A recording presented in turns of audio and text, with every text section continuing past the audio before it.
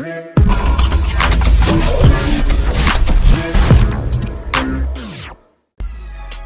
Investigasi Independen Harimau Malaya merasa frustasi untuk melakukan pemeriksaan terkait kegagalan Timnas Malaysia di ajang Piala AFF 2020. Seperti diketahui, awal menjalani kompetisi tersebut, Timnas Malaysia tampil meyakinkan dengan mengalahkan Kamboja dengan skor 3-1 dan menang atas Laos 4-0 di babak penyisihan grup B. Akan tetapi, saat berhadapan dengan Timnas Vietnam, Malaysia tumbang dengan skor 0-2. Lebih parahnya lagi, Malaysia digilas 1-4 oleh Timnas Indonesia pada laga terakhir fase grup sekaligus penentuan ke babak semifinal. Hasil tersebut membuat Timnas Malaysia finish di posisi ketiga dan gagal melaju ke babak semifinal. Padahal Asosiasi Sepak Bola Malaysia atau FAM menargetkan mereka lolos ke partai final. Melihat kegagalan Timnas Malaysia, FAM tampak tidak puas dan membentuk badan investigasi independen untuk melakukan penyelidikan terkait dugaan adanya match fixing. Mantan Kepala Kepolisian Kuala Lumpur, Datuk Del Akbar Khan, ditunjuk untuk menjadi kepala dari badan investigasi tersebut. Sayangnya, pekerjaan badan investigasi independen terhambat oleh pernyataan yang kontradiktif, minimnya kerjasama dari staf pelatih, dan laporan yang tidak komprehensif.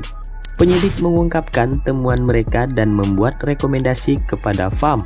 Dalam konferensi pers di Wisma FAM kemarin, Del mengungkapkan bahwa pelatih yang memimpin tim di Piala AFF 2020 yakni Tan Cheng Ho beserta asistennya S. Balachandran menolak untuk diwawancarai dalam penyelidikan. Di antara temuan yang menyebabkan Malaysia tersingkir lebih awal dari babak penyisihan grup adalah absennya pemain inti, waktu persiapan yang singkat, pandemi COVID-19, penetapan target, kemampuan pemain, kurangnya keharmonisan dalam permainan, dan kerjasama tim. Del mengatakan dirinya menerima laporan dari para pemain bahwa ada 3 kelompok dalam tim, yakni pemain warisan, pemain naturalisasi, dan pemain lokal. Del juga mempertanyakan pemain naturalisasi, terutama Guilherme de Paula kelahiran Brazil. Menurut Del, Guilherme de Paula tidak berkontribusi banyak selama gelaran Piala AFF 2020. Del menyinggung individu-individu yang membentuk komite tim nasional dengan mengatakan bahwa komite itu harus terdiri dari orang-orang yang punya latar belakang teknis dan kepelatihan.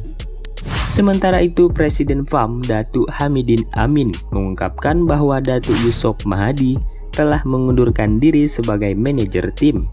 Masalah match fixing atau pengaturan pertandingan di negeri sepak bola yang sedang berkembang seperti di kawasan Asia Tenggara memang sangat marak terjadi.